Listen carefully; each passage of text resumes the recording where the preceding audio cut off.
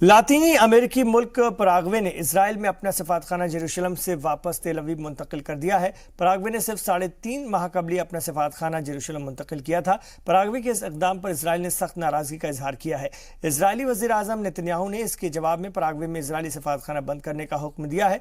अभी ये वाज़ेह नहीं है कि ये सफारतखाना मुस्तकिल तौर पर बंद किया गया या फिर ये सिफारती ताल्लुकात में वक्ती तातुल है। वहीं पराग्वे के सदर मारियो अब्दो ने इसराइल और फ़लस्तीनियों के बीच मुस्तकिल अमन और इस्तेहकाम के लिए अपने फैसले का बचाव किया। फ़लस्तीनी हुकाम ने पराग्वे के इस फैसले का खैर मकदम किया है। वाज़ेह है कि अमेरिका और ग्वाटेमाला के बाद पराग्वे ने मई में अपना सफारतखाना यरूशलम मुंतकिल करने वाला तीसरा मुल्क वो बन गया था। तो पराग्वे ने अपना सफारतखाना एक बार फिर हटा लिया है। पहले इसे यरूशलम में रखा गया था, लेकिन अब वापस तेल अवीव मुंतकिल कर दिया गया है।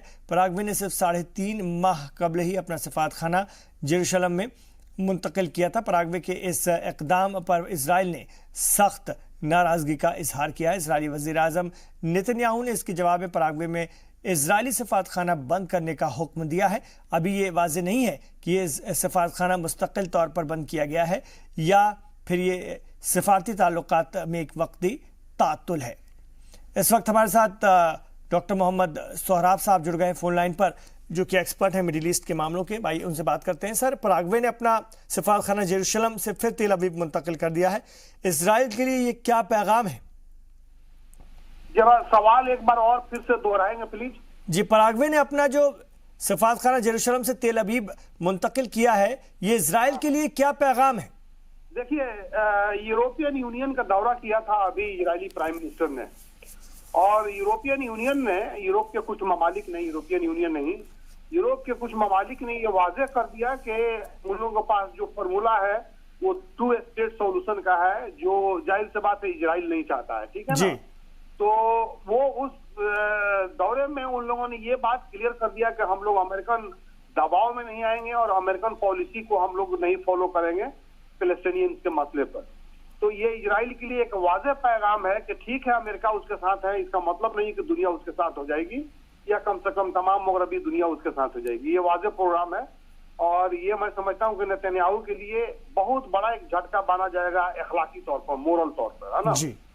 जी, लेकिन क्या बैतुल मुक़द्दस आज़ाद फ़लस्तीन रियासत की राजधानी का जो ख्वाब है कभी शर्मिंदा ताबीर हो पाएगा?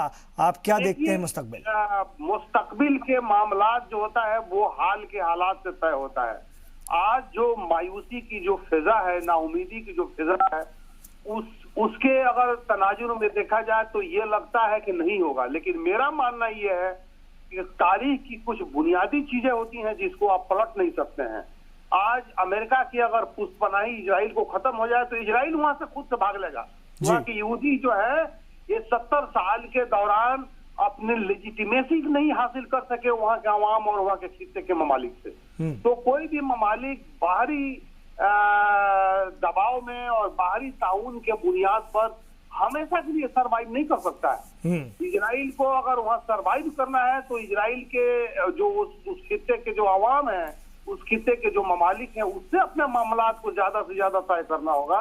मेरा ये मानना है कि ये बुनियादी तौर पर फिलिस्तीनियंस की राजधानी है, और मेरा फिलिस्तीनियन से मुराद सिर्फ मुस्लिम फिलिस्तीनियंस नहीं, क्रिश्चियन फिलिस्तीनियंस। वो सिर्फ मुसलमानों की राजधानी नहीं है, क्रिश्चियनों की भी राजधानी है। आज बदकिस्मती से यूरोप के क्रिश्चियन यहूदियों के साथ है, लेकिन जिस दिन उसको एहसास हुआ कि हमने गलत काम किया, वो फितरी बात है, वो वहां के मुसलमानों के साथ होगा और उस दिन इजराइल की तबाही होगी। बहुत शुक्रिया मोहम्मद सोहराब साहब इस पूरी बातचीत के लिए।